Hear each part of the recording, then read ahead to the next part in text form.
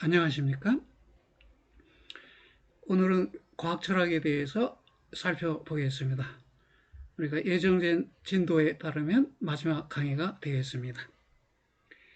과학 철학이라는 것은 과학에 대한 철학이다. 과학에 대한 철학의 응용이다. 이렇게 말해 볼 수 있겠는데요. 이런 과학 철학이 과학과 다르다는 입장도 있고 과학의 일부라는 입장도 있습니다. 과학과 다르다고 보는 논리적 실증주의 입장도 있다. 논리적 실증주의는 논리와 실증이 진리의 기준이라고 보는 입장이에요. 이 입장에서는 과학 철학은 과학과 다르다 이렇게 본다는 것이네요. 반면에 과학의 일부라고 보는 입장이 있는데 이건 콰인이라는 학자의 입장이고요. 콰인은 대성언어에 대한 논리적 분석은 의미론적 상승에 불과할 뿐이다 이렇게 봅니다. 의미론이라는 것은 문장의 의미에 관한 논의예요. 문장의 의미는 문장의 진리 여부를 논하기 위해서 필요한 것이기 때문에 그 맥락에서 말한다면 의미론이란 문장의 의미와 진리에 관한 논의다. 이렇게 정리해 볼 수 있겠습니다. 그래서 세계 본성의 탐구라는 점에서 과학과 과학 철학이 일치한다고 보는 것이네요. 철학도 세계 본성에 대해서 의미론적 탐구, 즉 2차적 탐구에 해당한다는 것이네요. 그래서 여기에 메타이론이라는 말이 등장했는데요. 여러분 기억나는가요? 우리 메타피직스라는 형이상학이라는 단어를 설명하면서 메타가 배우, 2차, 너머라는 의미를 갖고 피직에서의 피지스는 자연이라는 말이었죠. 그래서 자연 배후의 자연 너머의 원리에 관한 탐구가 형이상학이다 이런 얘기를 나눴었는데요. 여기서는 메타라는 용어만 가져왔어요. 2차적 이론, 메타 이론이다. 즉 세계 본성에 대한 1차적 직접적 탐구는 과학이고 그 과학을 매개로 해서 세계 본성을 2차적으로 배우적으로 탐구하는 것이 과학 철학인데 그래서 이 과학 철학은 메타 이론이라고 불릴 수 있다는 것입니다. 다시 말해 대상 자체에 관한 지식이 아니라 과학적 대상이죠. 과학적 대상 자체에 관한 지식이 아니라 이 대상에 관한 지식 자체를 다루는 상위의 지식체계다. 즉 과학이라는 지식체계를 다루는 상위의 너머의 배후의 2차적 지식체계라는 것이네요. 과학 철학이 그렇다는 것입니다. 그래서 이입수의 과학 철학을 논의할 때 주요하게 다뤄지는 인물들은 칼 포퍼이고요, 토마스 콘이고요, 라카토스라는 인물인데요. 이들을 순차적으로 살펴보겠습니다. 먼저 1절 논리실증주의 과학 철학인데요. 이 논리실증주의 이론적 배경과 기본적 입장에 대해서 알아보겠습니다. 말해줄 수 있는 것과 보여줄 수 있는 것이 구별된다고 들어보셨나요? 비트겐슈타인의 표현인데요. 무엇을 말하려고 이 질문을 앞세웠을까요? 예, 예, 과학 철학으로서 논리실증주의가 등장하게 된 이론적 배경이 된 것은 마하의 경험 비판론, 러셀의 기호논리학, 비트겐슈타인에 의한 보여줄 수 있는 것과 말해줄 수 있는 것의 구별 등이다. 말하는 사람은 생소한 사람이죠. 여러분에게 경험을 원자적 감각으로 분해할 수 있다고 주장한 사람인데요. 그러면 원자적 감각 각각에 대해서 우리가 낱말을 적용하면 낱말 복합이 문장이듯이 감각의 복합은 경험적 사실이 되겠죠. 그래서 경험과 언어 사이에 어떤 대응 관계가 있다. 시각을 열어준 사람이 마하가 되겠네요. 전통 논리학은 그 아리스토텔레스 논리학을 말하는데요. 그것이 이제 기호를 사용하는 논리학으로 발전됐는데요. 러셀에 의해서 그 작업이 이루어졌습니다. 비트겐슈타인의 말은 뭘까요? 다시 한번 설명했네요. 마의 경험 비판론에 의하면 모든 지식은 원자 감각, 어타믹 센세이션의 집합체인 경험으로 구성되며 철학의 과제는 경험과학의 논리적 기초를 마련하는 일이어야 한다. 예, 그랬고요. 러셀은 기호 논리학을 통해 논리학을 수학의 기초 학문으로 정초했고요. 그리고 그는 진리함수라는 말이 등장했는데요. 정언명제, 가언명제, 선언명제. 정언이라는 것은 단정적으로 언명하는 명제, 선언명제라는 것은 선택적으로 언명하는 명제를 말하고요. 가언명제는 가정적으로 언명하는 명제인데 이것들을 모두 기호식을 이용해서 진리함수로 다룰 수 있게 되었어요. 진리의 결과 여기 설명돼요. 단순 명제들의 진리치에 결정되는 함수가 복합 명제의 진리치이다. 함수라는 것은 결과값을 말해요. 결과값이다. 그렇다면 복합 명제의 진리치는 단순 명제들의 진리치에 결정되는 결과값이다. 이런 말이 되겠습니다. 좀 어려운가요? 여기 단순 명제 있고 복합 명제가 있는데요. 예, 어떻게 될까요? 정어 명제는 단정적으로 언명하는 명제인데 이게 단칭 명제일 경우에는 단순 명제가 되고요. 이게 전칭 명제일 경우에는 단칭 명제들의 복합이라는 점에서 복합 명제로 불릴 수도 있어요. 전칭 명제는 형태상으로는 단순 명제인데 논리적 의미상으로는 복합 명제로 간주할 수 있고요. 가업 명제는 if 된 명제, if절과 된절을 갖고 있는, 즉 조건절과 귀결절을 갖고 있는 명제니까 조건절과 귀결절의 복합으로서의 복합 명제이고, 선언 명제는 선택적 언명, 오늘은 비가 오거나 오늘은 해가 뜬다, 오와라는 선언적 결합사를 통해서 연결된 명제예요. 오늘은 비가 온다라는 명제와 오늘은 해가 뜬다라는 명제가 오와라는 선언 결합사에 결합되어 있으면 역시 복합 명제인데요. 이런 복합 명제들의 진리치, 진리값은 단순 명제들의 진리값들의 논리적 함수이다. 단순 명제의 진리값에 의해 논리적으로 결정되는 결과값이다. 이런 얘기도 했고요.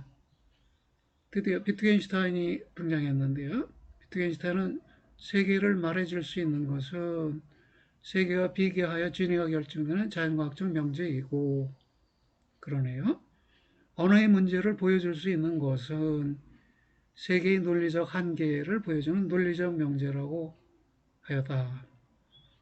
여기서 세계의 논리적 한계, 동어반복, 모순, 논리적 한계라고 그랬어요. 그렇다면 세계가 언어 차원으로 서술되었을 때, 이 언어의 논리적 한계, 동어반복, 토톨로지라고 하는 것, 모순, 컨트라딕션이라고 하는 것, 이것이 곧 여기서 말하는 언어의 문제이네요. 이거 말해줄 수 있는 것, 이렇게만 말하면 무슨 뜻인지 잘 모르죠. 그래서 앞에 세 개를 말해줄 수 있는 것은 자연과학적 언어이고, 언어의 문제를 보여줄 수 있는 것은 논리학 또는 논리적 명제라고 보았어요.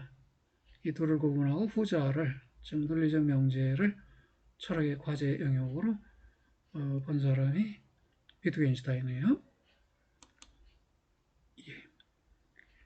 논리실증주의에는 일반 명제의 유의미성 확보와 일반 명제의 확증 가능성에 있어서 문제점이 있다고. 일반 명제는 전칙 명제에 대한 다른 이름이에요. 더러는 보편 명제라고도 합니다. 일반 명제, 보편 명제, 전칙 명제 다 동일한 것을 가리킨다고 이해할 수 있고요.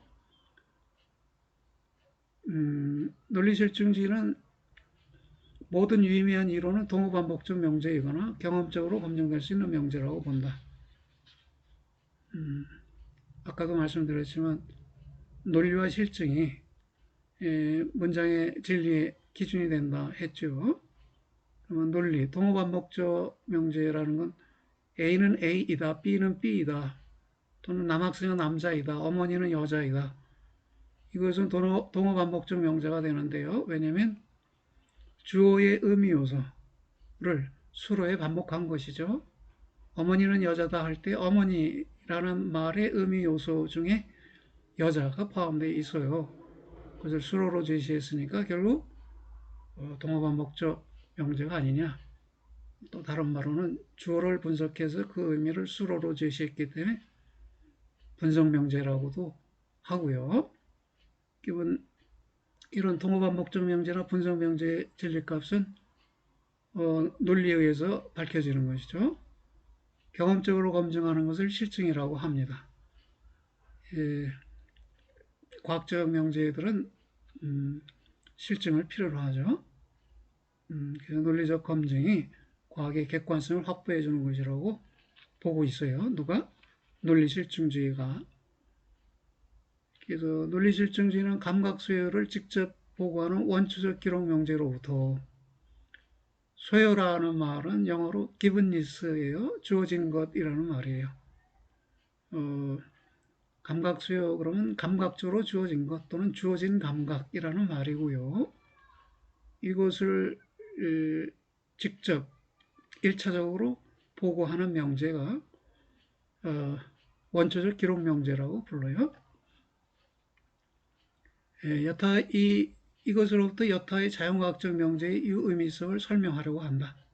그런데 자연과학적인 일반 명제가 의미가 있느냐 없느냐, 이것도 결국은 원초적 기록 명제에 토대를 둬야 한다는 것이죠. 이런 입장은 기록 명제, 즉 원초적 기록 명제, 이걸 다른 말로 원자 명제, 단순 명제라고 부를 수 있는데요. 이것과 이론적 진술, 이건 분자 명제, 복합 명제라고 부를 수 있어요. 원자는 더 이상 나눠지지 않는 물체를 말하는 것이죠. 그러니까 불가분한 명제, 단순한 명제니까 불가분한 명제가 되겠고요. 분자는 원자들의 결합이죠.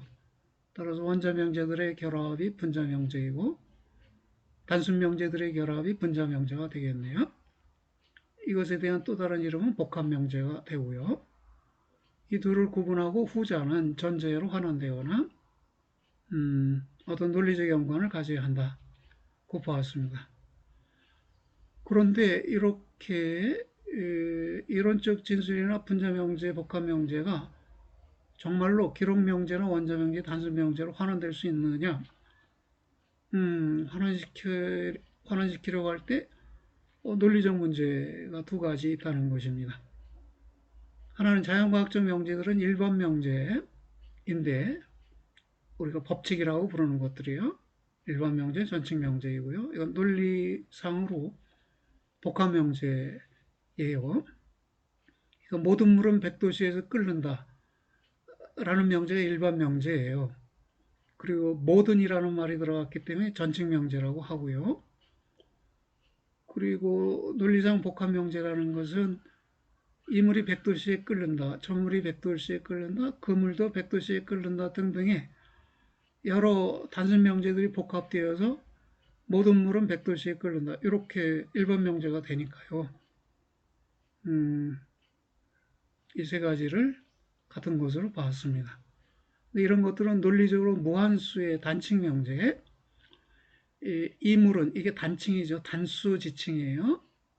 저물 이것도 단수 지칭이니까 단칭 명제고 그물 그것도 단수 지칭이니까 단칭 명제예요. 이 단칭적 단수 명제들을 포함하지만 무한한 수의 단칭 명제들을 포함해요. 관찰을 보고하는 단칭 명제의 수는 유한하여 일반 명제를 정당화, 즉 검증이나 확증할 수 없다는 점이다. 예컨대 모든 물은 100도씨에서 끓는다 라는 것은 복합 명제로서 무한한 수의 단칭 명제를 포함해요. 이물, 그물, 저물, 미국에 있는 그물, 아프리카에 있는 그물, 말레이시아에 있는 이물, 중국에 있는 저물 등등 무한히 열거할 수 있죠. 게다가 과거에 있던 그물, 저물, 미래에 있을 그물, 저물 모두를 포함하니까 무한수예요. 어떻게 실제 관찰할 수 있는 유한한 수의 단칭 명제에 의거해 무한한 수의 의미를 지닌 일반 명제를 정당할 수 있느냐 이런 문제가 있어요. 다시 말해 직접적 정당화가 불가능하다는 것이요. 둘째 다른 한 가지는 논리실증주의가 일반 명제의 의미 기준으로 의미 기준이라고 그랬어요. 진리 기준이라고 말하진 않았고요. 명제가 유의미하려면 그 문법적인 구조도 갖춰야 하지만 또 하나는 확증 가능성도 가져야 한다는 것입니다. 여기서 검증이나 확증, verification과 확증 가능성, verifiability를 구분했어요. 검증되거나 확증된 것은 참된 명제이죠. 그렇죠? 그러나 검증되거나 확증되지 않았지만 검증, 확증 가능성을 가진 것은 아직은 참된 명제가 아니지만 유의미한 명제라고 말할 수 있어요. 그러니까 어떻게 되나요? 달나라에 토끼 한 마리가 산다 라는 명제는 검증 가능한 명제이지요. 우리가 그 우주선을 쏘아 올려서 달나라 표면을 촬영할 수 있으니까요. 그리고 검증되지 않았고 확증되지 않은 명제예요. 그래서 달나라에 토끼 한 마리가 산다는 확증 가능성을 지닌 명제로서 유의미한 명제이지만 검증되지 않았고 확증되지 않았기 때문에 참인 명제가 아닌 거짓인 명제예요. 여기 명제라는 말이 자꾸 등장했는데 명제와 문장을 구분하고 넘어갈까요? 명제는 의미 차원에서의 문장을 말해요. 문장은 자연 언어에서의 단어 복합을 말하고요. 그래서 예컨대 제가 세 개의 문장을 제시해보고 이 세 문장의 의미가 동일한지 여부를 따져볼게요.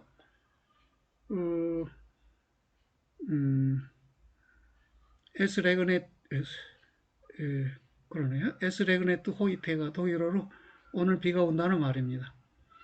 It rains today. 이것은 영어로 같은 의미를 갖고 있어요. 그리고 한국어로 오늘 비가 온다. 그 세 개의 문장을 제가 제시했는데 제시된 세 개의 문장이 동일한 의미를 갖기 때문에 나는 단지 하나의 의미만을 제시했어요. 즉 하나의 명제만을 제시했어요. 그래서 논리학에서는 이 자연 언어 차원에 머물지 않고 자연 언어가 지닌 의미를 논의하고 문제시한다는 점에서 문장이라는 단어를 사용하지 않고 명제라는 단어를 사용하고 있습니다. 이 논리실증주의는 일반 명제가 아까 얘기한 이 전칙 명제가 이 무한수의 단칙 명제의 복합이기 때문에 확증될 수 없어서 확증 가능성, 다시 말해 일정한 조건이 주어지면 확증될 수 있다는 이 확증 가능성을 제시하지만 이 일반 명제는 이 확증 가능성조차 갖기 어렵다는 것이네요.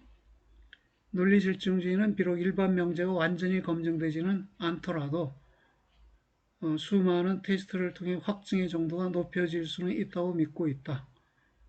그리고 테스트를 통과한 단칙 명제의 수 대 일반 명제가 함축하는 단칙 명제의 수는 유한 대 무한이므로 여기 접속사는 그러나가 되겠네요. 그래서 확증의 정도는 항상 0일 뿐이다. 말하자면 우리가 분수로 생각해 보면 2분의 1은 0.5이지만요. 무한대분의 1은 0에 가까운 것이고요.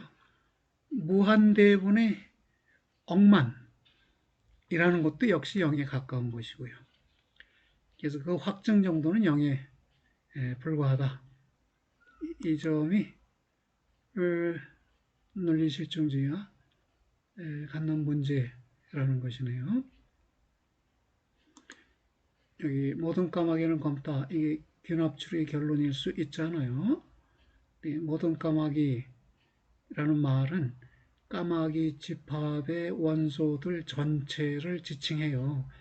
그래서 전체 지칭해서 전칙 명제라고 하는데 이 까마귀는 모스크바의 까마귀, 캐나다의 까마귀, 네덜란드의 까마귀, 가나의 까마귀 등등을 모두 포괄해요. 과거의 까마귀와 미래의 까마귀도 포함하니까요. 그 까마귀 집합의 수는 개체의 수는 무한이라는 것이죠. 그렇다면 우리가 제 아무리 많은 까마귀를 관찰했다고 해도 그것은 이 모든 까마귀는 검다를 확증하는 정도가 항상 0에 불과하다는 것입니다. 그 다음에 관찰이 이론 의존적이어서 하나의 관찰 자료로부터 여러 가지 이론 구성이 가능하다고. 네. 우리가 어떤 사실 대상을 관찰할 때 관찰자가 이미 이론을 갖고 이론에 의존해서 관찰한다는 것이에요. 그래서 동일한 관찰 자료로부터도 이 관찰 자료 자체가 이론에 의존해서 얻어지는 것일 수 있기 때문에 다양한 이론이 구성될 수 있다고 합니다. 논리실증주의는 근대 과학의 역사는 점진적 지식의 축적 과정이라는 전통적 견해를 수용합니다. 지식이 점진적으로 축적되는 과정이다. 그러면 이 지식이 누적적으로 발전되어 왔다라고 볼 수 있는 거잖아요. 그런데 과잉은요. 관찰이 이론 의존적이므로 하나의 관찰 자료에 대해 여러 가지의 이론 구성이 가능하다고 봅니다. 그렇다면 지식은 축적적이보다 다원적인 것이죠. 다원화되어 가는 방향으로 이론이 전개되어 온 것이네요. 그런 순수한 사실만을 기록하는 관찰할 언어가 불가능하다고 보고, 왜? 이미 사실을 관찰할 때 이론을 가지고 전제하고 관찰하기 때문에 이 관찰 자체가 이론 함유적이고 관찰된 사실도 이론 함유적 사실이 되니까요. 그래서 관찰 언어와 이론 언어의 구별도 사실상 불가능하다고 주장한다. 관찰 내용을 서술한 언어가 이미 이론 함유적 언어이니 둘 사이에 구별이 불가능하다. 이렇게 본 것이네요. 예. 그 다음은 햄펠의 과학적 설명 모형인데요. 과학은 설명한다고 하지요. 사회과학은 이해를 시도하고 자연과학은 설명을 시도한다. 이해는 동기 이해를, 설명은 원인의 설명, 인과적 설명을 의미하는 것이네요. 햄펠은 과학이 설명을 할 때 두 개의 조건을 갖고 있다고 봤어요. 그는 과학적 설명 모델에도 두 종류가 있고 설명에도 두 조건이 갖추어져야 한다고 봤습니다. 햄펠은 균합주의적 한계, 즉 확증 가능성, 확증은 어려워도 확증 가능성이 명제의 유의미의 기준이고 확증의 정도에 따라 그 명제의 진리가 결정될 수 있다고 봤는데 앞서 살펴보았듯이 확증의 정도가 항상 0에 머무르고 또 확증 가능성을 제시할 수 없는 그런 명제들도 있어요. 예컨대 빛은 파동이냐 물질이냐 그를 확증하기 위해서 확증 가능성, 확증은 어려워도 확증 가능성을 제시하기 위해서 학자들이 계속 노력하고 있는데요. 이전의 논의들이 이후의 논의에 의해서 논박되는 과정을 지금도 계속 거치고 있어서 확증의 어려움만이 아니라 확증 가능성을 제시하는 것도 어렵다고 볼 수 있겠네요. 그런 논리적 실증주의 입장에 맞게 햄펠도 논리 실증주의자라는 것이네요. 과학적 설명은 논리적 조건과 경험적 조건이라는 두 조건을 갖춰야 한다고 주장합니다. 논리적 조건이라는 것은 이 설명의 구조가 연역적 확실성을 지니한다는 것, 즉 연역 논증에 해당해야 한다는 것이고요. 그거는 이제 법칙 연역적 설명일 경우에 그렇다는 것이고, 귀납 확률적 설명에서는 실제적 확실성을 지녀야 한다고 봅니다.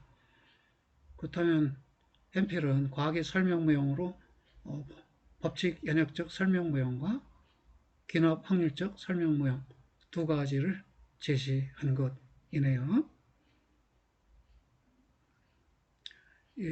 지금 하고 있는 말의 구체적 의미는 아래 부분에서 설명드리도록 할게요.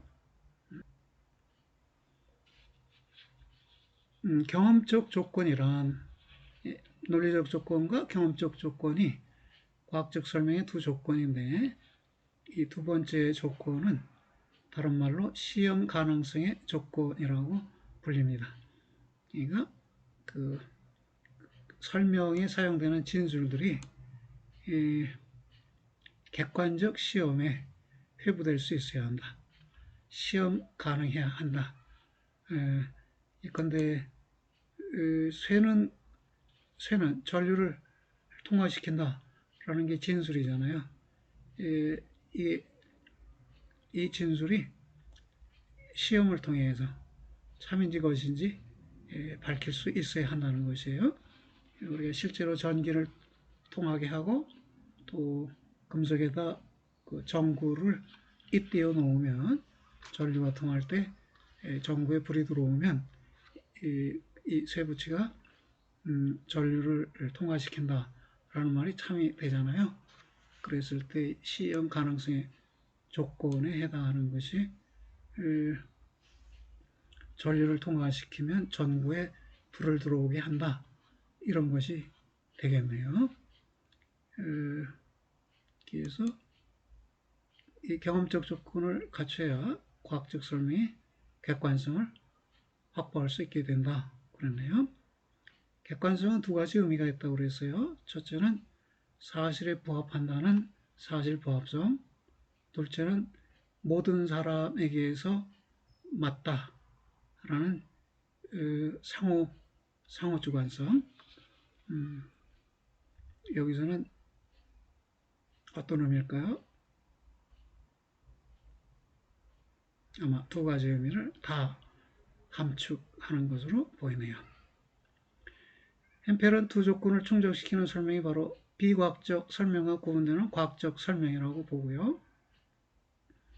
과학적 설명 모델에는 위의 논리적 조건에 나타나듯이 귀납 확률적 모형과 연역 법칙적 설명 모형이 있습니다. 그럼 대체 연역 법칙적 설명 모형은 무엇이냐? 그룹에 먼저 언급한 것이 한 이론을 다른 이론으로 환원하기 위한 전제 조건은 세 가지라고 그렇다네요. 세 가지 조건이 있다. 햄펠은 통일과학 이념을 제시했는데요. 이것은 방법론적 이론론의 이념이에요. 즉 모든 과학들이 방법론적으로 동일한 것을 갖고 있다면 이 모든 과학들은 통일과학을 형성할 수 있다. 통일과학의 부분 요소를 된다고 보는 것인데요. 그래서 그는 우리가 학문이라는 이름 아래 보습해야 할 것은 그 무엇이건 자연과학적 진술체계의 방법에 의해서 자연과학적 진술체계를 위한 방법에 의해서 진술될 수 있는 것이어야 한다는 믿음의 근거를 둔 이념이 이른바 방법론적 이론론의 이념이다 라는 것이고요. 이런 이념의 세 차원은 첫째, 과학 언어의 통일이 가능하다는 주장. 이런 주장은 감각 언어를 주장하는 현상론의 입장. 우리가 배운 현상학과는 다른 입장이고요. 이건 현상론은 과학의 영역에서의 한 이론이고요. 또 물리 언어가 있을 수 있다. 물리적인 언어가 원초적 언어이고 기초적 언어일 수 있다라는 주장을 하는 물리주의도 있고요. 또 카르나비나 노이라트라는 사람들도 통일된 과학 언어가 가능하다. 그리고 통일된 과학 언어는 감각 언어이거나 감각적 언어이거나 물리적 언어이다. 이런 주장을 폈고요. 또 둘째는 과학 법칙의 통일의 주장이 있는데요. 즉 통일된 과학 법칙이 있다라는 것인데요. 실증주의, 논리질증주의, 포트남, 오펜하임 등이 주장하는 것인데요. 이것은 화학의 어떤 법칙과 물리학의 어떤 법칙, 이것의 어떤 통일성이 가능하고 또 심리학의 식물학 또는 생리학 그 어떤 법칙도 통일될 수 있다. 이런 견해이네요. 또 과학방법의 통일성의 주장이 있는데요. 햄펠 같으면 법칙 연역적 방법 이것이 과학방법의 통일적 방법일 수 있다고 말하고요. 포퍼는 가설 연역적 방법이 통일적인 과학 방법일 수 있다. 이렇게 말합니다. 과학 언어에서, 과학 법칙에서, 과학 방법에서 통일성이 확보된다면 통일과학이라는 이념이 실현될 수 있고요. 여기서 말하는 방법론적 이론론의 이념은 과학 방법의 통일 이것과 직접 관련된 것이겠네요. 그래서 과학 법칙의 통일에 대한 주장은 과학 이론들 간의 환원 가능성을 전제한다. 이론들 간의 환원이 가능하다. 어떻게 가능할까요? 어떤 이론 T1이 Theory 1이 다른 이론 Theory 2로 환원되기 위한 조건은 세 가지인데요. 첫째, T2에는 T1에 없는 용어가 포함되어야 한다. 즉 새로운 용어가 등장해서 더 많은 것을 설명할 수 있어야 한다는 것이고요. T2도 T1에 설명되는 자를 설명할 수 있어야 한다. 설명적 힘이 이전의 이론보다 동일하거나 더 커야 한다는 것이고요. 셋째는 T2도 T1과 같이 잘 체계화되어야 한다. 체계성을 갖춰야 한다는 것인데요.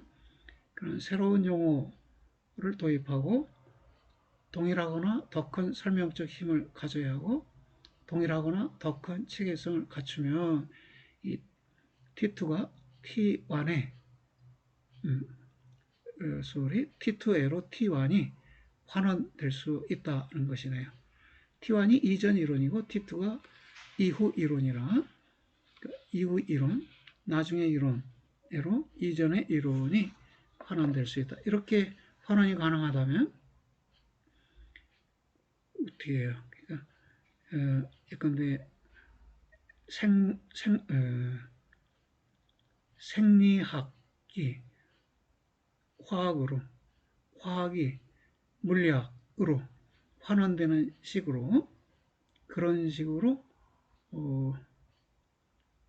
과학이론들 간의 환원 가능성이 성립한다면 통일과학도 가능하다라는 것이네요. 이런 논의가 과학 철학 영역에서 전개되어 있다는 것이네요. 우리는 그 과학이 점점 분화되면서 더 미세한 부분으로 연구 영역, 탐구 영역들이 갈라지는 것을 듣고 보고 그래서 그 점만 생각하고 있는데 과학 철학자들은 통일과학, 통일법칙에 관심을 갖고 그것을 위해 노력하고 있기도 한 것이네요. 과거 설명의 논리구조와 미래 예측의 논리구조가 동일할 수 있다고? 설명은 과거 현상에 대한, 과거 사건에 대한 설명이에요. 예측은 미래 사건, 미래 현상에 대한 전망이에요. 여기 일반 법칙 보면 물은 이 앞에 모든이라는 말 생략되어 있어요. 이 모든이라는 말을 안 써도 물은 얼면 팽창한다 그럴 때 이 물은 모든 물을 가리켜요. Every water, each water, 그렇죠?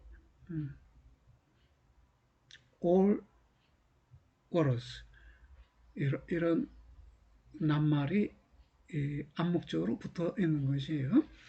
그래서 이게 전칙 명제이고요. 이걸 일반 법칙이라고 불러요. 전칙 명제 중에서 법칙이 되는 것을 한정하여 일반 법칙이라고 부르는데요. 물은 얼면 팽창한다. 이건 우리가 동의하는 것인데 이것이 여기에 보면 일반 법칙이 위양자의 관계를 보여준다 그랬어요. 선행 조건과 피설명 이 둘 사이의 관계를 일반 법칙이 보여준다. 말하자면 2번, 3번 선행 조건과 피설명항의 관계를 일반 법칙이 진술하고 있다는 것입니다. 배수관에 물이 차 있었고 기온이 영하 10도였다. 피설명항 배수관이 터졌다. 자, 어떻게 연결되나요? 그래서 여기서 선행 조건인 2는 피설명항인 3의 원인이지만 필요 조건에 불과하다. 배수관에 물이 차있어 기온이 영하 10도였다. 이것만으로 배수관이 터졌다라는 결과가 나오느냐? 아직은 아니라는 것이네요. 일반 법칙인 1에 의해 선행 조건이 2가 포섭된 1과 2는 피설명항인 3의 필요 충분 조건이 된다. 1과 2가 합쳐지면 그래서 1과 2로 구성된 설명항 explanance는 3의 피설명항 explanandum의 관계는 둘의 관계는 연역적 관계이다. 1번을 제일 전제, 2번을 제2전제로 하면 3번이 결론으로 도출될 수 있다는 것이에요. 그래서 1, 2번이 참여라면 3번이 필연적으로 참여다. 이런 즉 전제들이 참여면 결론이 필연적으로 참여 논증을 연역 논증이라고 그래요. 그래서 이 설명 모형에서 보여진 진술들 사이의 관계가 연역적 관계라는 것입니다. 명제들 사이의 관계가 연역적 관계라는 것이고요. 이런 과학적 설명 도식에서 과거 설명의 구조와 미래 예측의 구조는 본질적으로 동일한 것이다. 왜냐하면 1과 2를 알고 있으면 3을 예측할 수 있고 3을 설명하기 위해서는 1과 2를 제시하면 되기 때문이다. 미래에 벌어질 것을 예측하기 위해서는 1번, 2번을 알면 되고 또 미래에 벌어질 3번이 아니라 과거에 벌어진 3번을 설명하기 위해서는 역시 1과 2를 제시하면 되기 때문에 그렇다면 설명의 논리와 예측의 논리가 같다. 여기서 설명의 논리 구조와 미래 예측의 논리 구조가 동일하다. 이렇게 말한 것이네요. 햄페는 이러한 모델을 연역법칙적 설명 모델이라고 불렀어요. 여기서 필요조건, 필요충분조건이라는 말이 좀 낯선가요? 여러분 어떤 게 쉬운 게 있을까요? 우리 고래와 포유류를 한번 생각해 볼게요. 이 동물은 고래이다 라는 명제는 이 동물은 포유류이다 라는 명제를 위한 필요 조건일까요? 충분 조건일까요? 또는 필요 충분 조건일까요? 이 동물은 고래이다 라고 할 때 고래라는 낱말의 의미 요소는 첫째, 포유류, 둘째, 바다생물, 셋째, 헤엄치기, 넷째, 덩치가 큰 것, 다섯째, 등등등 이렇게 열거돼요. 고래의 의미 요소가 여러 개 열거되는데 그 중에 하나가 포유류예요. 그러면 그렇기 때문에 이 동물은 고래이다라는 명제는 이 동물은 포유류이다라는 명제를 위한 충분 조건이에요. 충분 조건. 그러니까 꼭 반면에 뒤집어서 말해볼게요. 이 동물은 포유류이다라는 명제는 이 동물은 고래이다라는 명제를 위한 필요 조건이에요. 왜냐하면 포유류가 아니면 고래일 수가 없어요. 그래서 우선은 포유류이어야 해요. 우선은 포유류하고 그 다음에 바다 생물이어야 하고 그 다음에 헤엄치는 생물이어야 하고 등등등 요소를 언급할 수 있죠. 이 요소들이 다 필요 조건들이에요. 고래이기 위한. 그래서 이 포유류는 이 동물은 포유이다라는 명제는 이 동물은 고래이다라는 명제를 위한 필요 조건에 불과해요. 근데 필요 충분 조건이라는 것은 불필요할 정도로 남지 않는 정도의 조건을 말한 것이에요. 그렇다면 1과 2와 3 사이의 관계는 1, 2이면 3이 되기 위해서 부족하지도 않고 넘지도 않는 정도의 조건이라는 것이네요. 예, 그렇습니다. 그리고 이것 외에도 햄펠은 확률적 가설의 일반 법칙으로 간주되는 경우에 귀납 확률적 모형도 제시하였다. 연역 법칙적 모형이 아니라 귀납 확률적 모형도 제시했는데 이 드레이라는 사람은 그 두 가지를 합쳐서 포괄 법칙 모형이라고 불렀어요. 그리고 이것이 인과적 설명 양식의 하나일 뿐이라고 주장했는데요. 귀납 확률적 모형에서는 포괄 법칙 이 트레이가 언급한 바의 이 포괄 법칙이 이 통계적 가설이에요. 그래서 이 통계적 가설은 상위 이론으로부터의 연역적 활성에 의해 보장되는 것이 아니라 통계에 따른 높은 확률성에 보장되는 것이다. 그렇습니다. 그러니까 한국인 남성은 한국인 남성이 음주할 확률은 60%이다 라고 하면 이게 통계적으로 얻어진 결과일 경우에 이게 통계적 가설이라고 말하고 통계적 법칙이라고도 말할 수 있어요. 그럴 경우에 뭐 김갑돌 씨가 한국인 남성이다 라고 하면 우리는 결론을 도출해서 김갑돌 씨가 음주를 할 확률은 60%이다 이런 결론을 도출할 수 있잖아요. 이런 논증에서 첫 번째 전제를 차지한 한국인 남성의 음주 확률은 60%이다라는 것은 이건 통계에 따라 얻어진 것이에요. 근데 이 통계적으로 얻은 확률이 더 높을 때, 예컨대 90%이다라고 하면 김갑돌 씨가 음주를 할 확률도 90%가 되는 것이죠. 이 말은 김갑돌 씨 다시 한국인 남성의 음주 확률이 60%이다 라는 이 포괄 법칙 내지 통계적 가설은 어떤 상위 이론으로부터 연역적으로 도출된 게 아니고요. 통계를 통해서 여론조사라든지 자료조사라든지 이를 통해서 얻어진 결과인 것이네요. 그런데 이럴 경우에 아까 물은 백돌시에 모든 물은 얼면 팽창한다.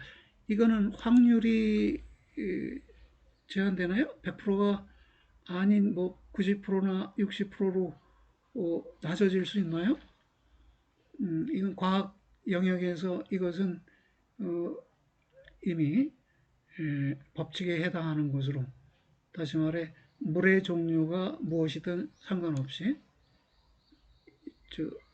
이곳의 물이든 저곳의 물이든 아프리카의 물이든 미국의 물이든 물의 집합의 원소가 무엇이든 상관없이, 그리고 이 물이 여름에건 겨울에건 아침에건 저녁에건 상관없이 시점에 관계없이 항상 이 전칙명제가 성립한다는 것이죠.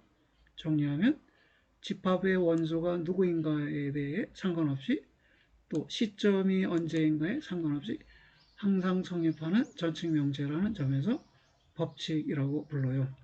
그러니까 이거는 100% 확률을 가지고 있는 것이네요. 그러나 이 연역법칙 어디 갔어요? 포괄법칙이라고 해서 귀납 확률적 모형에서 사용되는 이 포괄법칙은 개연성을 가진 법칙, 확률성을 가진 법칙이고 필연성을 가진 법칙, 다시 말해 100%의 확률을 가진 법칙은 아닌 것이네요. 물론 또 다시 엄밀히 말해질 수 있어요. 모든 물이 정말 100도씨 끓느냐, 다른 조건이 갖춰져야 하지 않느냐, 모든 물이 얼면 팽창한다라는 것도 그 보조적 가설, 선행 조건들 없이도 성립할 수 있는 것이냐, 여기서 말 언급하지 않은 다른 선행 조건들이요. 예컨대 중력이 있지 않는 무중력 공간에서도 이것이 성립하는 것이냐, 예컨대 달에서도 이것이 성립할 수 있느냐 또 따져 물어갈 수 있겠네요. 그러나 우리가 다른 조건들은 우리의 상식적 이해와 동일하다고 전제한다면 이것을 부대적 조건으로 또 하나의 선행 조건으로 하고 있는 법칙일 수 있네요.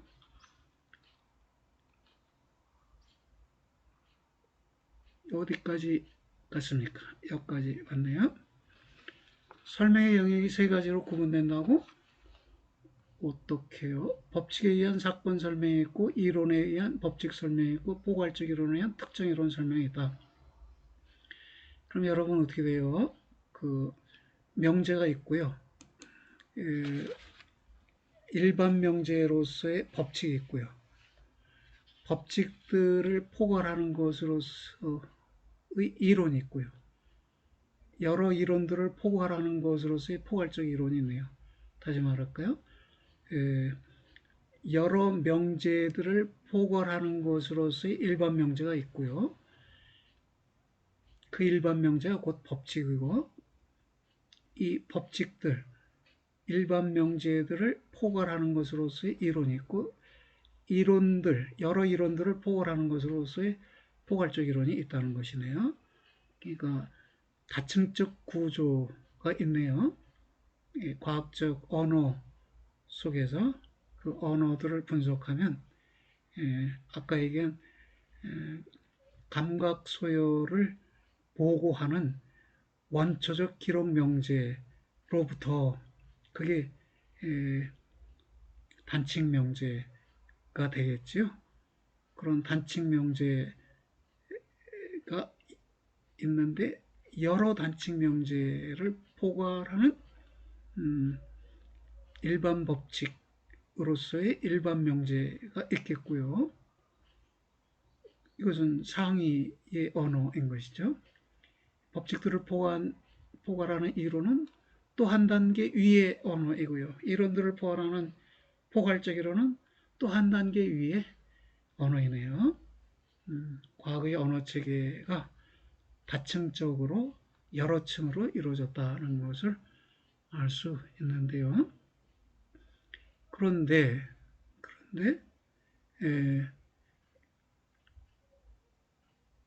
과학적 설명이 이런 설명, 세 가지 설명 유형 모두에 적용된다고 본 것이고요. 그 예를 보면 후대 이론, 예컨대 이것은 이 앞에 거에 대한 설명이네요. 지식의 축적 과정으로서의 과학의 역사에도 타당하다.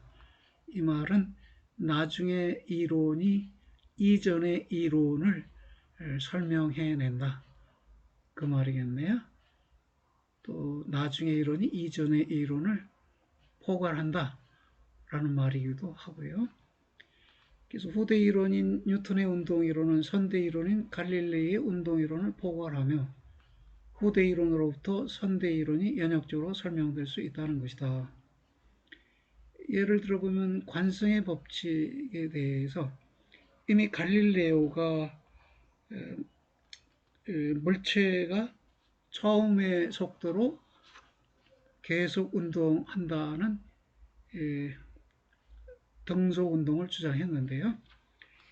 뉴턴은 거기에 조건을 붙여서요. 마찰력이나 중력 등이 없다면 물체는 등속 운동을 한다. 이렇게 말했어요. 그렇다면 그 뉴턴의 이론이 갈릴레이 이론을 포괄하고 있죠. 조건들을 추가해서 보다 구체화하기는 했지만 나중 이론이 앞선 이론을 포괄하고 나중 이론이 앞선 이론을 설명해 낸다는 것이네요. 기납 확률 모형을 다시 한번 설명하면요. 위에서는 드레이가 포괄 법칙 모형이라고 해서 이 기납 확률 모형을 포괄 법칙 모형 내에서 설명했었는데요. 우리는 햄펠 자신의 기납 확률 모형을 살펴보면 행의 확률이 90%라고 해도 90%는 여전히 애매한 말이라고 그렇죠. 사회과학적 설명에서 설명항을 이루는 것은 법칙이 아니라 통계적 일반화이다. 그렇죠. 자연과학에서의 전칙명제는 법칙일 가능성이 크지만 사회과학에서의 전칙명제는 통계적 일반화, 통계적 확률적 명제일 가능성이 크네요.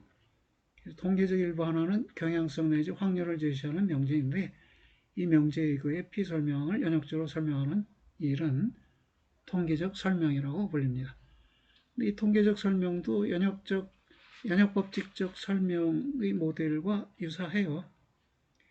통계적 일반화, 여기에 일반 법칙 대신 통계적 일반화라는 게 등장했죠. 정확히 말하면 통계적 일반화의 결과 명제 이렇게 돼야 하는데 그냥 제너럴리제이션 하고 끝냈어요. 그 말 속에서 이미 일반화의 결과로서의 명제까지 알아차려라 그런 의도가 있는 것이네요. 상황 S에서 사람들이 A라는 행위를 즉 예컨대 자산기금을 제공하는 행위를 할 확률이 90%이다 라고 하면 그 초기 조건으로 김 여사가 상황 S에 처했다 라고 했을 때 이 둘로부터 결론이 얻어지는데요. 김 여사가 A의 행위를 할 확률은 90%이다 라는 것입니다. 이거는 연역 논증이에요, 여러분. 다만 뭐가 문제냐 하면 이 첫 번째 전제가 통계적 일반화 또는 균합적 일반화로 얻은 명제일 뿐이에요. 그러나 이로부터 결론을 얻어내는 과정 자체는 연역 논증이에요. 그래서 이 둘이 제1전제와 제2전제 즉 통계적 일반화 초기 조건이 참이라면 이 결론은 필연적으로 참이게 돼요. 귀납 확률적 모형이라고 해서 이게 귀납 논증인 게 아니네요. 혼동하면 안 되겠습니다. 이러한 통계적 설명은 그 결론이 연역적 필연성을 지니고 있다고 해도 연역 논증이니까 연역적 필연성을 지니고 있어요. 결론이 그 결론이 갖는 의미는 애매하다. 그래서 정리하자면 통계적 설명은 사회과학의 주요한 논리이기는 하나 사회과학만의 고유한 논리라고 말해줄 수는 없다. 양자역학이나 통계역학에서의 많은 설명이 통계적 용어로 표현되고 있기 때문이다. 그렇군요. 그러니까 과학에서도 일반 법칙으로 인정되는 전칙 명제가 있는가 하면 여전히 통계적 가설로 인정되고 있는 전칙 명제도 있는 것이네요. 과학에서도 그렇다는 거예요. 사회과학에서는 전칙 명제가 대부분 통계적 가설로서의 전칙 명제에 해당하는 것이죠. 이번에 과학적 법칙의 문제를 볼까요? 과학적 법칙의 성격 해놓고 선행 조건들과 피설명항을 웃다가 보이네요. 자기 안에 포함하고 있는 법칙이 포괄법칙이라고 드레이가 말하는 것이죠. 드레이가 표현한 용어로 포괄법칙이란 선행 조건들과 피설명항을 피설명은 일반 법칙이나 통계적 일반화에 해당하는 것인데요. 이것을 자기 안에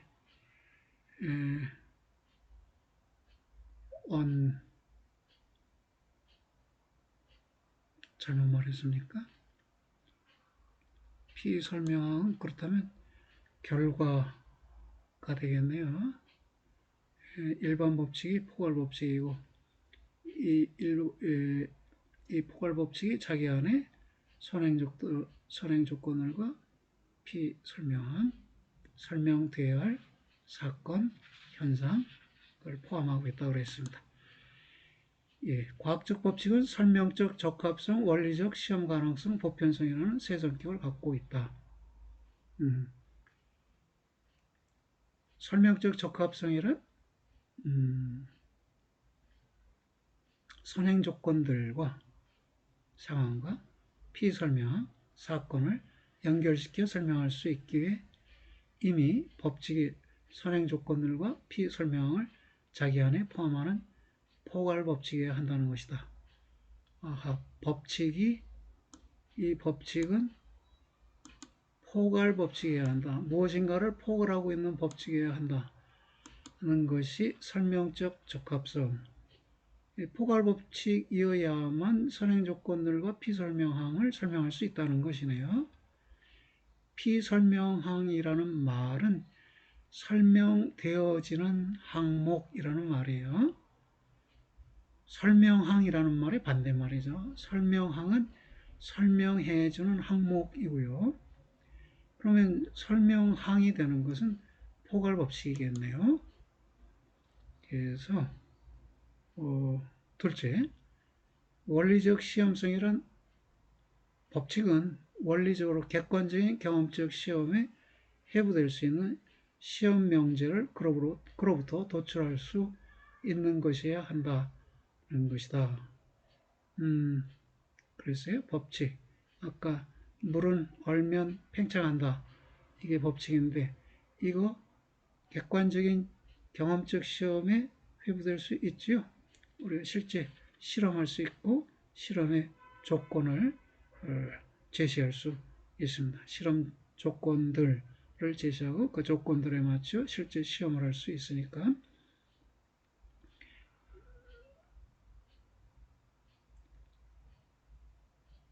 셋째, 보편성이란 여기서 시험 명제라는 말은 뭘까요? 물이 얼면 팽창한다. 로부터 도출되는 시험 명제라는 물이 얼어 팽창하면 물이 배수관에 갇혀 있을 경우 배수관은 터진다. 이게 시험 명제이겠네요. 다시 말해 물이 얼면 팽창한다 라는 법칙을 조건절로 삼고 귀결절을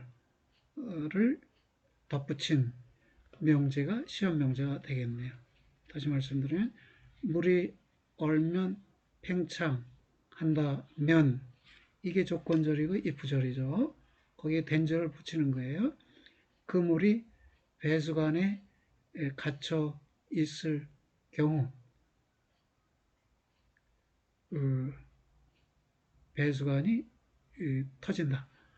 이렇게 하면 그의 시험 명제가 돼. 이 시험 명제를 우리가 실제 관찰할 수 있겠죠. 배수관이 물이 어느 날 배수관이 터졌나 안 터졌나를 우리가 확인할 수 있겠네요. 그리고 셋째, 보편성이란 법칙은 서로 다른 경험적 현상들 간에 또는 경험적 현상의 서로 다른 두 측면들 간에 동형적 연결을 진술하는 일반 명제여야 한다. 보편성이라는 것은 그러니까 물의 팽창과 물의 얼음, 물의 동결과 물의 팽창 이 두 개의 경험적 현상이잖아요. 이 두 개의 경험적 현상 사이를 연결해 주는 것이에요. 그게 일반 명제여야 한다. 그렇다면 이 물의 동결과 이 물의 팽창, 저 물의 동결과 저 물의 팽창 이것들을 동일한 형식으로 연결해 줘야 한다. 물이 얼면 물은 팽창한다. 물이 얼면 물은 팽창한다. 이것은 이물, 저물, 그물 모두에 대해서 동일한 형식으로 동결과 팽창 사이의 관계를 서술한 일반 명제가 되겠네요. 일반 명제의 수로가 주어 집합의 원소들 모두에게 적용될 수 있을 때 비로소 일반 명제가 일반적 타당성을 갖는다고. 네. 모든 일반 명제가 자연과학적 법칙은 아닙니다. 왜요? 시간적 불변의 타당성과 일반적 타당성을 갖는 일반 명제만이 즉 전체 명제만이 법칙이에요. 두 조건을 갖춰야만 법칙이 되네요. 그래서 우연의 일반화나 경험의 일반화도 법칙과 구별됩니다. 그것들은 개연적으로 참이지만 법칙은 필연적으로 참인 명제예요. 예컨대 이 도서관에 있는 모든 사람들은 학생이다라는 명제는 전칙 명제예요. 모든 사람들이라는 주어가 주어 집합의 원소들 전체를 지칭하는 명제이기 때문에 이게 전칙 명제예요. 이런 의미에서 일반 명제예요. 근데 법칙일 수는 없어요. 왜? 이 명제는 어떤 시점에 참일 수 있지만 다른 시점에 참일 수 없고 그 낮에는 참일 수 있지만 밤에는 참일 수 없지요. 경비 쓰는 아저씨들만이 있고 학생들은 다 집에 돌아가 있을 수도 있고 또는 낮에는 학생들만 있지만 밤에는 밤새워 공부하는 학생들과 더불어 경비 업무하고 청소 업무하는 사람들이 같이 있을 수 있으니까요. 그래서 그 명제는 시간적으로 불변하는 타당성을 갖지는 않는다. 게다가 이 도서관에 있는 모든 사람이라는 이 주어 집합에 어떤 사람이 속해 있는지에 따라 그 명제의 질값이 달라지므로 엄마 따라 도서관에 학생인 엄마를 따라 아이가 도서관에 와 있을 수 있는데 그때 아이는 사람이지만 도서관에 있는 사람이지만 학생인 것은 아니죠.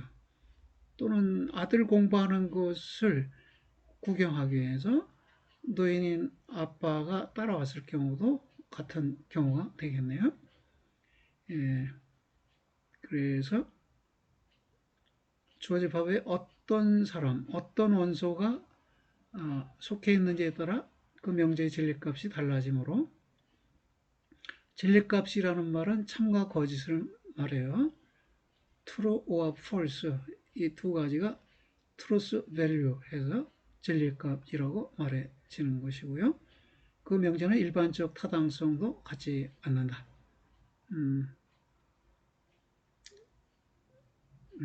전칙 명제로서의 타당성도 갖지 않는다. 집합의 원소 모두가 학생이지 않으니까 전칙 명제적 타당성도 갖지 않는다. 반면에 모든 위성은 타원 궤도를 따라 공전한다는 명제는 주어 집합에 달이든 지구든 어떤 위성을 집어넣어도 참이 되고 주어 집합의 원소가 무엇이 되든 항상 참이고 그러니까 일반적 타당성을 갖는 것이네요. 그 다음에 시간의 변화에도 불구하고 언제나 참이므로 이거는 시간적 불변의 타당성을 갖는 것이네요. 이 두 타당성을 함께 갖기 때문에 시간적 불변의 타당성과 일반적 타당성을 갖고 그래서 법칙이라고 불린다. 그러면 여러분 법칙과 일반 명제 구분할 수 있겠습니까? 일반 명제는 전칙 명제인데 전칙 명제 중에서 시간적 불변의 타당성과 집합 원소의 일반적 타당성을 함께 갖는 것을 법칙이라고 한다는 것이네요. 그러면 그 다음에 과학적 법칙의 정립 과정은 어떻게 될까요? 균합추리에 의하면 우리가 균합추리의 결과가 법칙일 수 있다라고 단순히 생각할 수 있는데 실제 법칙이 균합 처리를 통해 얻어지는 것이냐? 만약 그렇다면 균합 처리는 법칙 발견의 논리가 돼요. 균합 추리라는 논리는 법칙 발견을 위한 논리가 됩니다. 그러나 실제에 있어서는 균합 추리는 가설 정당화의 논리라고 해요. 균합 추리, 균합 논리 같은 말이죠. 여러분 추리라고 썼지만 균합 논리라고 이해하셔도 무방합니다. 균합주의라는 것은 모든 사실에 대한 관찰과 기록이 첫 단계이고, 이에 대한 분석과 분류가 그 다음 단계이고, 이로부터 일반 명제의 균합적 유도가 있고, 이 일반 명제들에 대한 정밀한 시험 등의 과정을 거쳐 과학법칙이 도출된다고 하여 같은 균합치를 과학법칙의 발견 논리로 주장합니다. 과학법칙을 발견하는 논리가 균합추리 내지 균합 논리라고 본다는 것이에요. 그런데 햄펠은 포포와 함께 위의 균합 절차 중에서 관찰과 기록, 분석과 분류가 이미 가설을 전제로 한 것이라고 지적합니다. 아까도 사실의 관찰이 이론 함유적이라고 말씀드렸잖아요. 사실의 관찰이 이미 이론을 내포하고 있는 것일 수 있다 했는데, 여기서도 이 균합 절차들 중에 상당수가 이미 어떤 가설을 전제한 것, 어떤 가설을 함유하고 있는 것이라고 지적하고요. 그래서 과학에서의 균합 추리는 발견의 논리가 아니라 정당화의 논리이어야 한다고 주장합니다. 이 말은 균합 추리를 발견을 위한 논리로 사용하지 말고 정당화를 위한 논리로 사용하라고 주장한다는 것입니다. 이들에 의하면 과학 법칙은 가설 연역 방법에 의해서 얻어지고요. 이 방법은 가설을 설정하고 이로부터 시험에 회부될 수 있는 시험 명제를 도출하고, 이 시험 명제를 실제로 시험에 회부하여 그 결과로 가설을 법칙으로 확증하는 방법입니다. 회부하여 어렵나요? 이 시험 명제를 시험에 붙여서, 또는 이 시험 명제를 실제로 시험해서 그 결과로 가설을 법칙으로 확증하는 방법이네요. 이 방법에 있어서는 시험 명제가 참이며 가설도 참으로 간주된다. 이 방법이 뭔가요? 가설 연역 방법이네요. 가설 연역 방법은 가설로부터 시험 명제를 연역하여 도출하고, 이 시험 명제가 참인 걸 확인함에 의해 가설도 참이라고 확증하는 방법이네요. 이 방법의 논리적 형식은 정리가 되었네요. 가설이 참이면 시험 명제도 참이다. 그런데 시험 명제가 참이다. 따라서 가설도 참이다.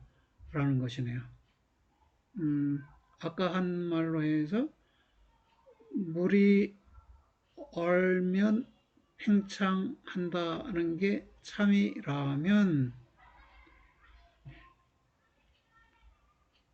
그 물이 배수관 속에 들어있다면 배수관은 터진다, 참이다.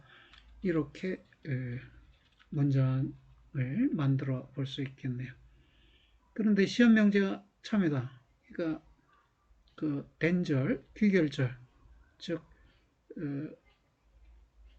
그 물이 배수관 속에 들어있다면 배수관은 터진다가 참이다라는 말이고, 따라서 가설, 즉 물이 열면 팽창한다는 가설도 참이다라는 것입니다. 이런 형식은 연역 논리의 규칙에 위배되는 것으로 후권 긍정의 오류 추리에 해당합니다. 연역의 관점에서 보면 이건 오류예요. 후권 공정의 오류를 범한 것이에요. 그래서 이 방법은 연역 논리가 아닌 단지 균합 논리로 간주됩니다.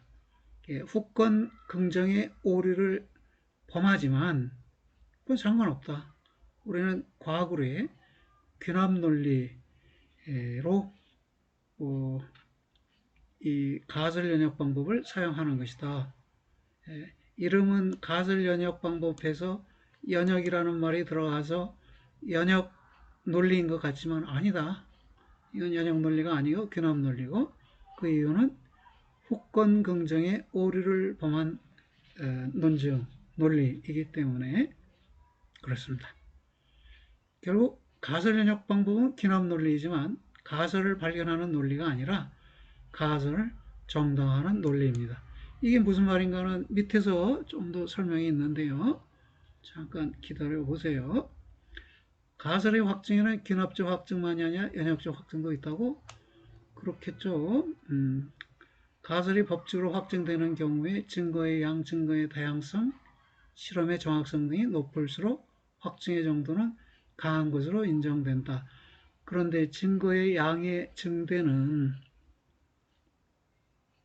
어느 정도까지 확증도를 높여주나 그 이상으로 가면 확증도를 감소시킬 수도 있다. 그렇겠지요. 증거의 사례수가 긍정적 증거가 아니라 부정적 증거의 사례들도 이제 점점 많이 출현할 수 있고, 그럴 때는 확증도가 감소되겠네요. 증거 사례수들을 많이 모아가면 그 가설을 반증하는 증거 사례보다, 가설을 긍정하는 증거 사례보다 가설을 반증하거나 부정하는 사례수가 점점 더 많이 등장할 수 있기 때문에 확증도를 감소시킬 수 있네요. 여하튼 시험 방법에는 실험적 통제의 가능성 여부에 따라 실험적 시험이라고 불리고 비실험적 시험이라고 불리는 두 가지로 나눠지고요. 경쟁하는 양립불가의 두 이론 중 하나를 부당한 것으로 입증하고 다른 것을 올바른 것으로 부당한 것으로 입증하고 올바른 것으로 입증하는 이런 결정적 시험이라는 것도 있네요. 이상의 기납적 확증과 달리 연역적인 확증도 있는데, 연역적인 확증은 문제의 가설을 함의하고 있으면서 증거에 입각해서 독립적으로 입증된 더 포괄적인 이론이나 가설로부터 확증됨을 말한다. 예컨대 물체의 낙하운동, 물체는 낙하운동을 한다 라는 게 이게 법칙인데요. 이 법칙은 중력 이론 쪽 법칙에 의거해서 확증될 수 있죠. 예. 가설의 반증의 문제에 대해서요. 아까 가설 연역 논증, 가설 연역 방법이라고 그랬는데요. 그 가설 연역 방법이 이 후권을 긍정해서 후권이 긍정되면 전권도 긍정된다고 보는 논리인데요. 이 후권 설명 안 드렸네. 그 후권은 귀결절을 말해요. 전권은 조건절을 말하고 그래요. 그러니까 영어에서 우리가 if절이라고 부르는 것을 논리학에서는 전권, 앞에 오는 어떤 안건이라고 해서 전건이라고 부르고, 랜절 귀결절을 뒤에 오는 안건이라고 해서 후건이라고 불러요. 근데 이 후건이 긍정되어서 전건을 긍정하는 건 오류추리인데 연역의 관점에서, 그러나 귀납 논리로서 이 후건 긍정의 오류추리를 기꺼이 받아들인다는 것이에요. 가설 연역 방법은. 그런데 후건이 부정되는 경우가 있어요. 그게 이제 가설의 결정적 반증의 문제와 관련된 것인데요. 후건이 부정되면 전건도 부정되는데요. 전건 중에 어느 것이 전건이 전권의 요소들이 여러 개일 때 그 여러 요소들 중에 어느 것이 결정적으로 부정되는 것이냐 하는 물음이 생겨나요. 그것을 이해하기 위해서 여러분 좀 어려울 수도 있는데 약간의 논리 법칙들 몇 개를 살펴보겠습니다. 드모르강 법칙에 따르면 우리 수학 시간에 배웠죠? 여러분 드모르강 법칙에 따르면 영희가 맥주를 마시고 또 통닭을 먹은 것은 아니다 라는 말은 영희는 맥주를 마시지 않았거나 혹은 영희는 통닭을 먹지 않았다 라는 말과 같아요. 기호식으로 쓰면 이렇게 돼요. 비어를 먹었고 또 치킨을 먹었다는 게 아니다. 이건 니게이션 사인이요. 부정기호예요. 이것은 비어를 먹지 않았거나 치킨을 먹지 않았다는 것이에요. 이 두 문장은 논리적 동치예요. 논리적으로 동일한 진리값을 지닌 것이에요. 무슨 말이냐면 이것이 참이면 이것도 참이 되는 것이고 이것이 거짓이면 이것도 거짓이 돼요. 이 뒤에 것이 참이면 앞에 것도 참이고 뒤에 것이 거짓이면 앞에 것도 거짓이에요. 반대로도 마찬가지고요. 논리적으로 동일한 진리값을 갖는 두 명제를 논리적 동치라고 불러요. 이 드모르강 법칙에 의해서 우리는 다양한 논리적 동치들을 만들어낼 수 있어요. 또 하나 이제 후권부정법이라는 것은 예컨대 제일 전제가 B면 C이다. 예컨대 비어를 마시면 치킨도 먹는다. 제2 전제가 치킨을 먹지 않았다. 그랬을 때 결론이 따라서 비어를 먹지 않았다. 라는 것이에요. 그러니까 B면 C이다. 그런데 C가 아니다. 이 C다가 후권에 해당해요. 덴저에 해당해서 후권에 해당하는 것인데 여기서 C가 아니다 라고 한 것은 후권을 부정한 것이에요.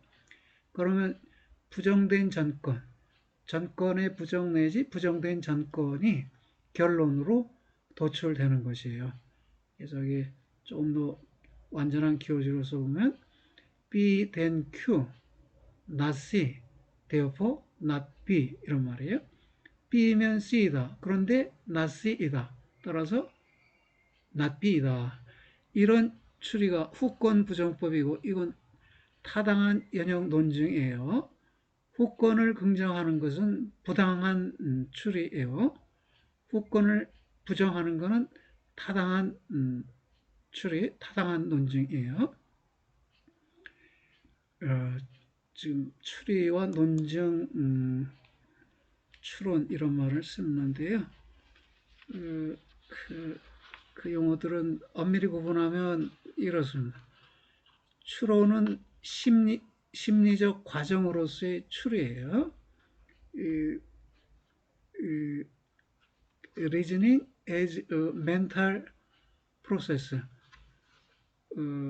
is inference. 추론을 inference라고 했어요.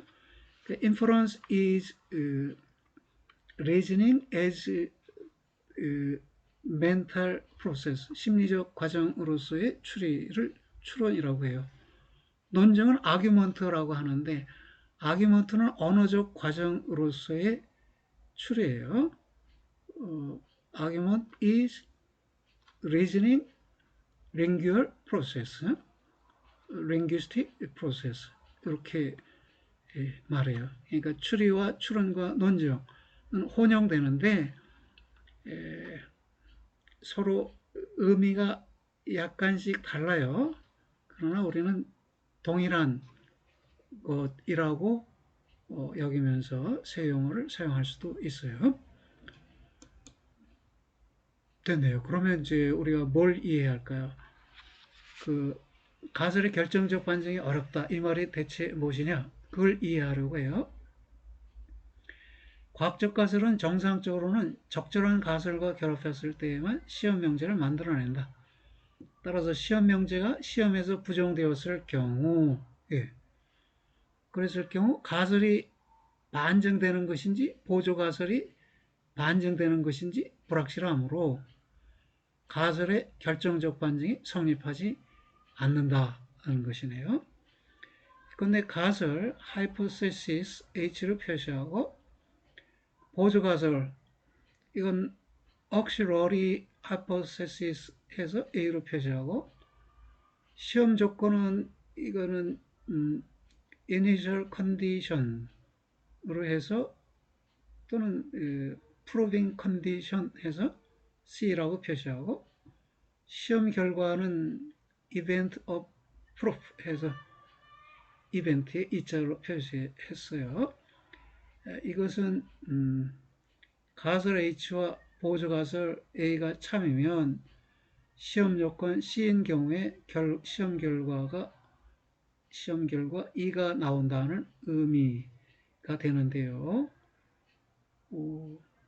가설과 보조 가설이 참이라 하면 시험 조건이 갖춰졌을 경우 시험 결과가 나온다 이 말이고, 기호하면 H와 A가 참이라면 C라는 시험 조건이 갖춰지면 E라는 시험 결과가 나온다는 것이에요.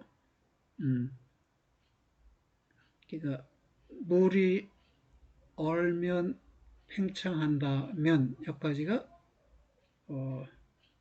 전건이 될 테고요.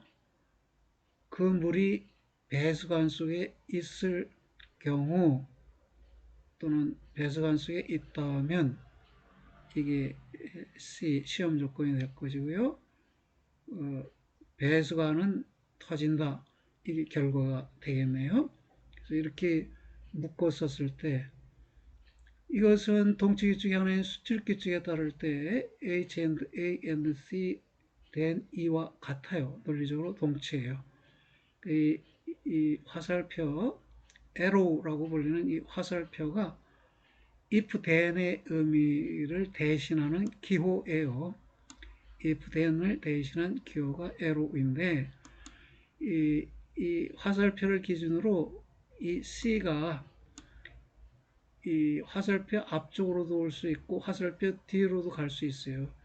화살표 앞쪽으로 오는 거는 수입 규칙이라고 그래요. 그래서 이렇게 C가 화살표 앞쪽으로 왔죠. 그럼 이 C를 화살표 밖으로 보내는 건 수출 규칙이라고 그래요. 그래서 여기서는 C가 화살표 바깥으로 갔잖아요. 그래서 이 둘을 위에서 아래로 또는 아래에서 위로 전환하는 것을 통틀어서 수출입 규칙에 따랐다. 수출입 규칙이다. 이렇게 말해요. 예. 그래서 수출입 규칙에 의거해 이렇게 바꿀 수 있는데요.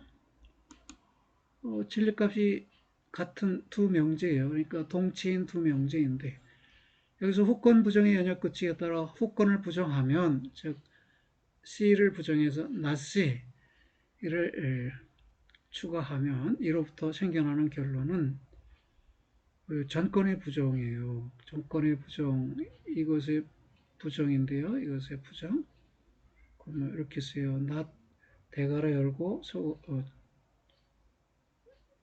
중괄호 열고 소괄호 열고 H and A 소괄호 닫고 and C 중괄호 닫고 이렇게 됐네요. 이것은 드모르간 법칙에 따르면 이렇게 또 바뀌어져요.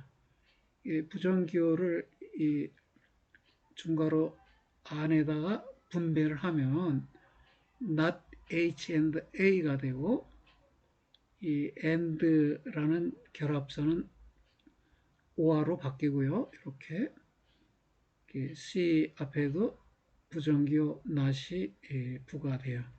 그러니까 not을 이 and를 기준으로 앞쪽 명제와 뒤쪽 명제에 분배해 주는 거예요. 그렇게 분배해 주면 결합사, 연결사인 이 and 또는 접속사인 이 and가 O로 바뀌어요. 그래서 이런 식으로 돼요. 여기 이거 눈여겨보세요. 여기도 and라는 결합사가 있는데 괄호 바깥에 부정기호가 있잖아요. 그럼 부정기호를 양쪽에 배정해 주면 어떻게 될까요? not H or not A로 되겠죠. 그래서 이렇게 돼 있어요. not H or not A or not C. or not C는 이 뒤쪽에 있던 것 그대로 둔 것이고요. 그럼 이 말은 not H라는 건 H가 거짓, not A라는 거는 A가 거짓, not C라는 건 C가 거짓이라는 말인데 여기 or라는 결합사들이 붙여 있어요. 이게 애매함을 만들어내는 것이죠. 즉 H가 거짓이거나 아니면 A가 거짓이거나 아니면 C가 거짓이다 라는 것이에요. 이 말은 이 전체 문장은 이 부분 문장 하나만 참여도 참이 돼요.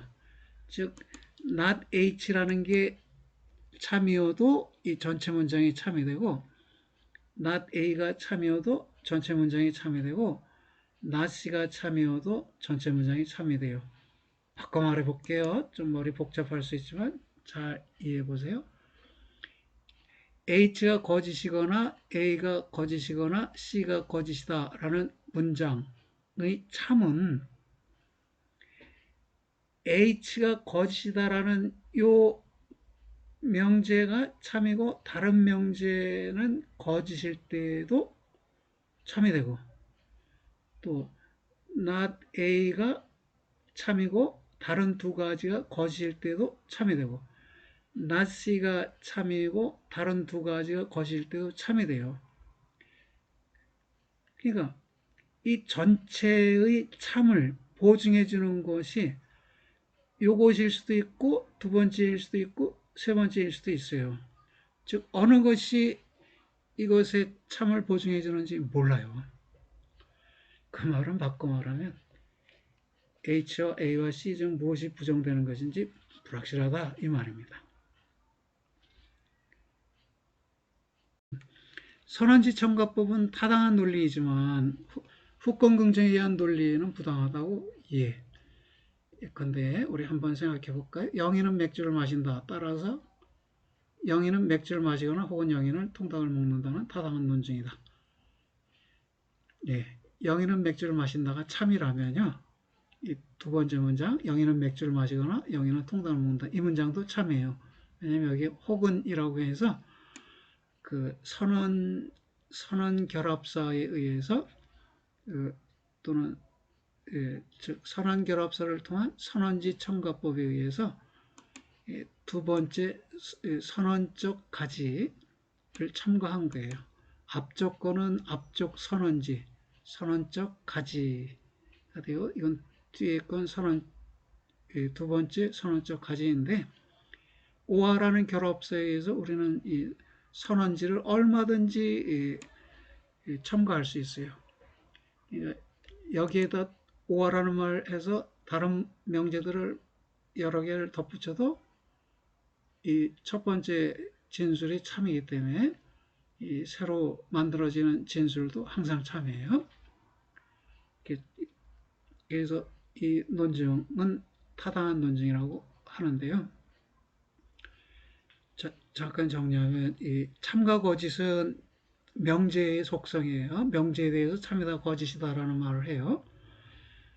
논증에 대해서는 타당하다 부당하다라는 말을 해요. 지금 우리는 이것을 논증으로 본 것이에요. 앞에 명제가 전제이고 따라서 뒤에 오는 명제를 결론으로 본 것이에요. 전제와 결론을 가졌기 때문에 논증이고 이 논증에 대해서 우리는 타당하다 부당하다 이렇게 말하는 것입니다. 선언지 전과법을 이용하면 타당한 논증이 됩니다. 그런데 다음의 논증은 부당하다고? 왜 그럴까요? 후권 긍정의 오류를 보면서 부당해요. 앞에서 언급한 후권 긍정의 오류가 뭔지 한번 보자는 것이네요. 제일 전제가 영희가 맥주를 마신다면 영희는 맥주를 마시거나 혹은 영희는 통닭을 먹는다. 제2전제, 영희는 맥주를 마시거나 혹은 영희는 통닭을 먹는다. 이 제2전제가 제1전제의 후권을 긍정했어요. 그래서 결론, 영희는 맥주를 마신다. 제1전제의 전권을 결론으로 도출했어요. 교시로 써볼까요? B면 B와 C다. 그런데 B와 C다. 따라서 B다. 이렇게 됐어요. 이 두 번째 전제가 B와 C인데 이것이 첫 번째 전제의 후권인 B와 C 이것과 동일하죠. 이것을 이런 형식을 제2전제가 제1전제의 후권을 긍정했다. 이렇게 말해요. 그런 긍정을 통해서 이 제1전제의 전권이 결론으로 이렇게 도출된 것인데 이것을 후권을 긍정하면서 전권을 결론으로 도출한 논증이라고 하는데 이게 후권 긍정의 오류를 범한 논증이겠습니다. 예컨대 철소는 전류를 통화시킨다. 이게 hypothesis, 전류가 통하는 철선에 전구를 연결하면 불이 들어온다. 이게 auxiliary hypothesis, 보조가설. 철선의 적정량의 전류를 통화시킨다. C, 이게 시험 조건, condition of proof, 전구의 불이 커진다. event of proof, 이렇게 되겠네. 그러면 이 문장들을 논리적 절차로 조작하면 H&A이면 C일 경우 E이다. 이렇게 돼요. H&A이라면 C일 경우 E이다. 이런 말이네요. 후권 자체 속에 앞쪽에 있는 놈이 또 전권이죠. 후권 자체가 가원적 조건으로 되어 있고 이 가원적 조건은 앞쪽 것이 이게 전권이 되네요. 후권 자체가 이 전체가 if된 문장을 논리학에서 가원적 조건원이라고 불러요. 이 전체 문장의 가원적 조건원이고 이 앞쪽 것이 if절이자 조건절이자 전권인데요. 그리고 이 뒤에 것이 벤절이자 귀결절이자 후권인데 후권 속에 다시 이 전권이 있고 후권이 있고 이렇게 이루어진 문장이에요. 이게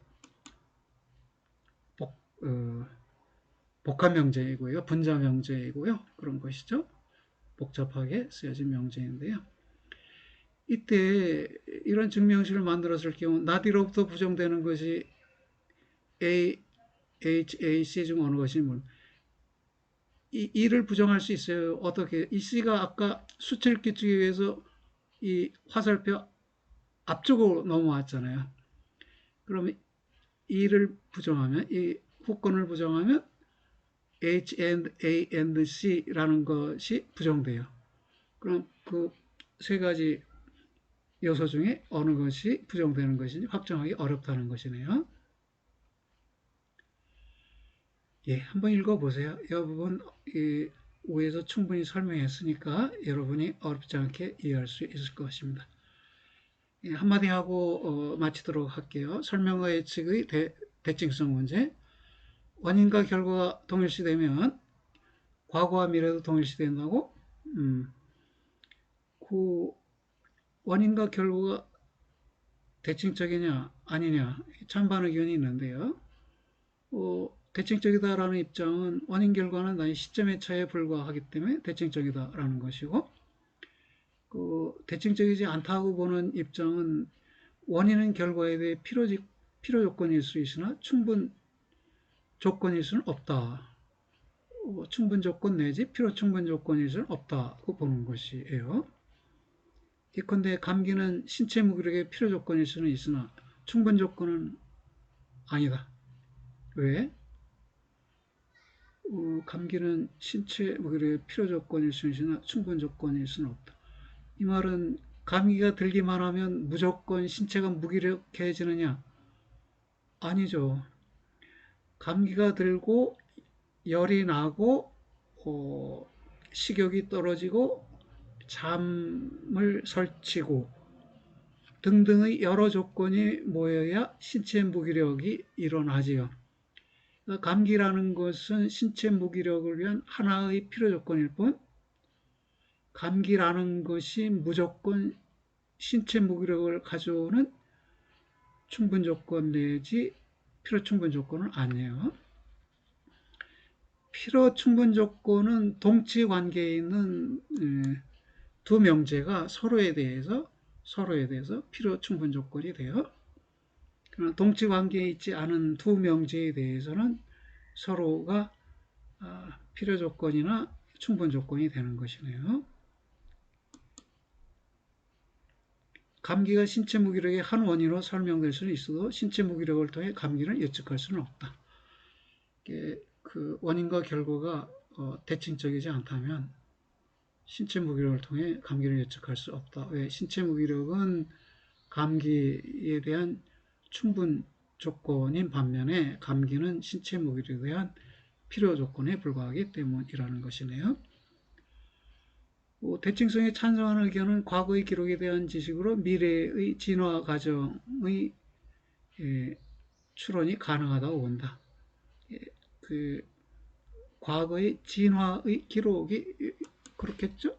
여기도 진화라는 말을 써볼까요? 그 동식물이 과거에 어떻게 진화되어 있는지에 대한 기록이 있어요. 이 지식을 통해서 우리는 미래의 진화 과정도 추론이 가능하다고 볼 수 있는데, 왜냐하면 원인과 결과가 대칭적 관계에 있다면 그것은 과거에나 미래에나 항상 그 대칭성이 성립한다고 보는 것이네요. 반면에 반대하는 의견은 생물학과 역사에서 미래의 한 유기체가 출현하는 것이나 한 사건이 발생하는 것은 이것들이 이전의 조건들과 다른 조건 하에서 성립하게 될 것이므로 예측 불가능하다고 한다. 이전의 조건들과는 다른 조건 하에서 이렇게 써야 보다 의미가 분명하겠네요. 예측 불가능하다고 본다. 예, 그러니까 우리가 지금 과학 철학을 공부하면서 지금 시도한 거는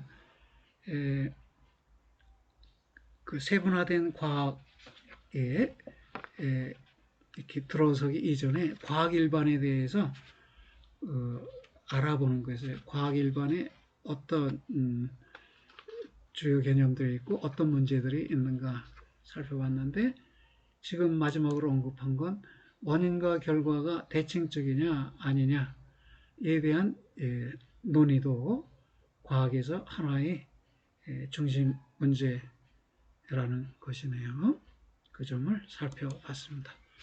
좀 어렵고 난해한 부분이었는데 잘 따라오셨어요? 고생하셨습니다. 다음 시간에 뵐게요.